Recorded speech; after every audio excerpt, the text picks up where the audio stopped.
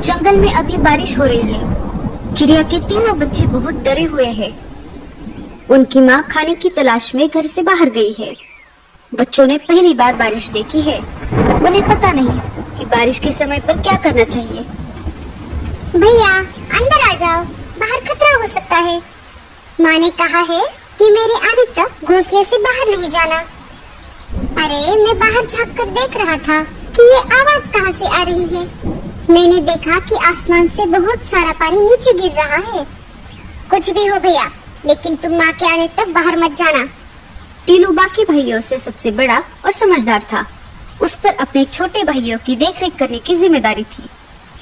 अपनी माँ का इंतजार करने के सिवाय बच्चे कुछ और कर भी नहीं सकते थे। इधर लाडो चिड़िया बारिश से बचने के लिए पेड़ की डाली पर रुकी हुई थी। उसे भी अपने बच्चों की चिंता हो रही थी। मेरे बच्चे ठीक तो होंगे ना? बारिश शुरू होकर भी बहुत समय हो गया है। मुझे जल्द से जल्द अपने बच्चों के पास जाना होगा। वो बहुत डरे हुए होंगे। इधर बारिश रुकने का नाम नहीं ले रही थी। कालू कौवा तेज बारिश में अपने घोंसले की तरफ जा रहा था। तभी उसे लाडो चिड़िया एक पेड़ पर बैठी हुई दिखाई देती है। वो उसके पास चला जाता है। अरे लाडो, तुम यहाँ? तुम अभी तक घर नहीं गई? इसका मतलब तुम्हारे बच्चे घर पर अकेले होंगे। हाँ कालू भैया, मुझे मेरे बच्चों की बहुत चिंता हो रही है। लाडो, मैं तुम्हें डराना नहीं चाहता, पर तुम्हें बताना ये बहुत जरूरी है। सुना है एक खतरनाक चीलों का झुंड हमारे जंगल में घुस आया है। हाँ कालू भैया, मुझे ये बात पता है। जब मैं कल बुलबुल चिड़िया के घर गई थी, तब मैंने देखा कि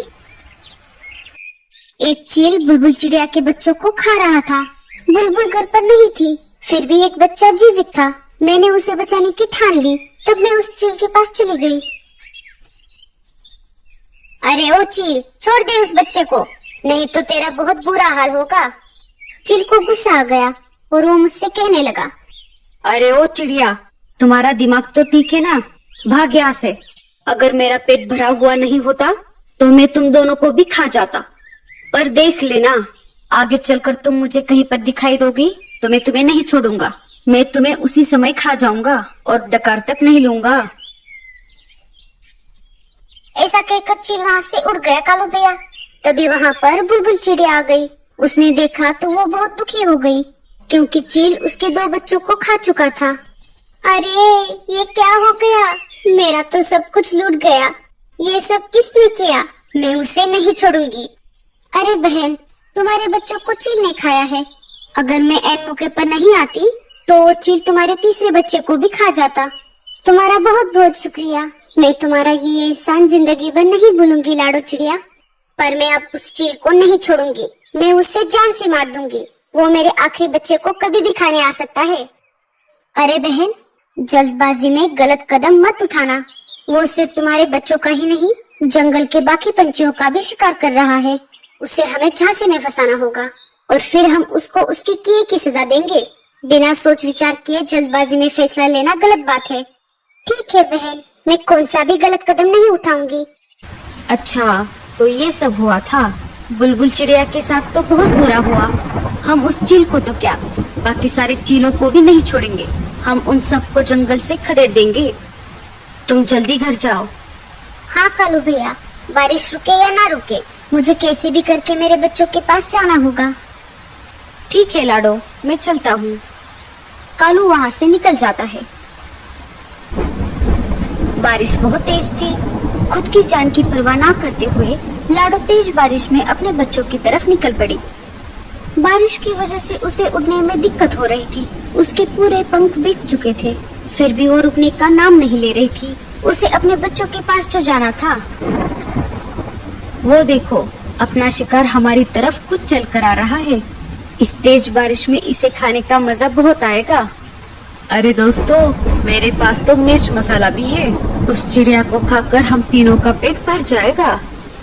लाडो चिड़िया शिकारी पंछियों के पास आ जाती है। अरे ओ चिड़िया, रुक जाओ। इतनी तेज बारिश में कहाँ जा रही हो? लाडो चिड़िया शिकारी पंछियों को देखकर बहुत डर जाती है। लाडो चिड़िया बहुत ही होशियार और समझदार थी, साथ ही साथ वो निडर भी थी। उसने चीलों के साथ सामना करने का फैसला लिया।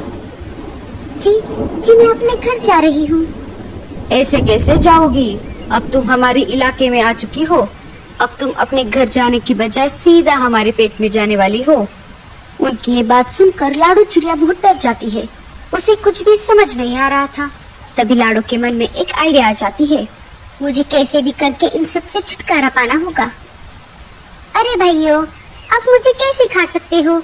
मुझे पहले से ही किसी ने खाने के लिए रिजर्वेशन करके रखा है। क्या? ऐसे कैसे? कौन है वो जो हमारे होते हुए भी तुम्हें खाने के लिए रिजर्वेशन करके बैठा है? वो दूसरे तीसरे कोई नहीं, मेरे खुद के पति है, जो कि एक चील है।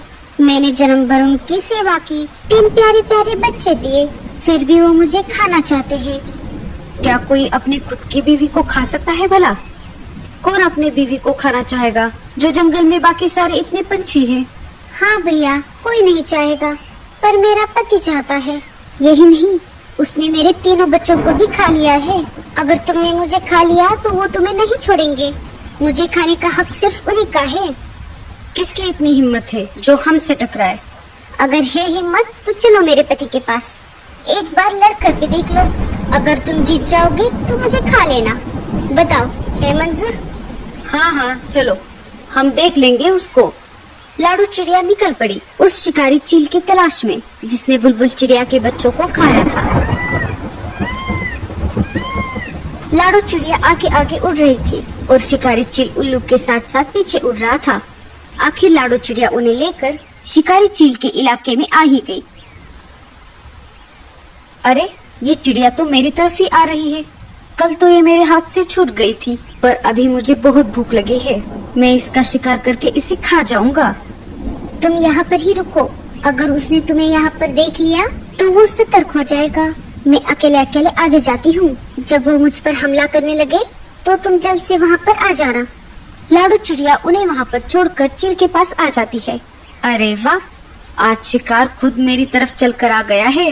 लगता है आज भी मैं पेट भर के खाना खाऊंगा।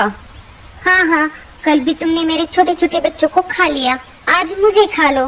वैसे भी मैं जिंदा रहकर क्या करूँगी? मेरा तो सब कुछ लूट गया है। अरे वो बच्चे तेरे नहीं, उन पर मेरा अधिकार था।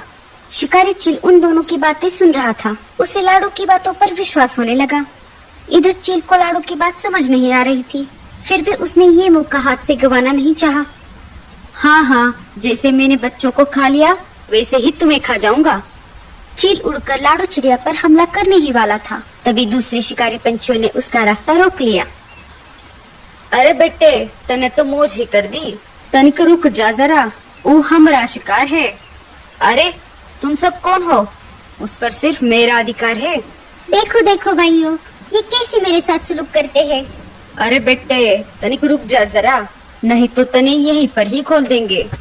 ऐसा कहते ही उन दोनों में तेज लड़ाई शुरू हो गई। उन दोनों की लड़ाई देखकर उल्लू वहाँ से भाग गए। दोनों में इतनी तेज लड़ाई हो गई कि दोनों घायल हो गए और जमीन पर गिर गए। दोनों के शरीर से बहुत ज्यादा खून बह रहा था। लाडो दोनों के पास आकर बोली, क्यों, कैसी रही? मैंने तुम दोनों को उल्लू बनाया। ना ही मैं इसकी बीवी हूँ और ना ही इसने मेरे बच्चों को खाया है। मैंने जानबूझकर तुम दोनों में झगड़ा लगवाया ताकि जंगल के बाकी पशु पक्षी सुरक्षित रह सके। अब समझ आया, शक्ति से हमेशा युक्ति ही अच्छी होती है। अरे ओ चिड़िया, तने ये ठीक नहीं किया। उन दोनों चीलों में इतनी ज्यादा हाथापाई हो गई कि उन्हें अपनी जान गंवानी पड़ी। चलो, इनका काम तो तमाम हो गया। अरे बाप रे, इन दोनों के चक्कर में मैं तो अपने बच्चों को भूल ही गई। लाडो चिड़िया तेज उड़ते हुए अपने घोंसले की तरफ निकल पड़ी। उसने देखा तो उसके घोंसले में पानी घुस गया था और उसके बच्चे भी कहीं पर दिखाई नहीं दे रहे थे। अरे नहीं, ये क्या हो गया? अरे बाप रे, मेरे बच्चे कहाँ पर गए? तभी वहाँ पर कालू कौवा आ जाता है। अरे लाडो, तुम रो मत, तुम्हारे बच्चे सही सलामत है। जब मैं मेरे घोंसले की तरफ जा रहा था तो मैंने देखा तो तुम्हारे घोंसले में पानी भर रहा था और बच्चे भी पानी में डूब रहे थे। मैं बच्चों को वहाँ से निकालकर अपने घोंसले में लेकर आया। चलो, बच्चे कब से तुम्हारा इंतजार कर रहे हैं। लाडो कालू कौवे के घर पर आ जाती है। अपनी माँ को देखकर बच्चों ने उसे अपने गले से लगा लिया। माँ, तुम कहाँ थी इतनी देर? हमने तुम्हारा इंतजार किया।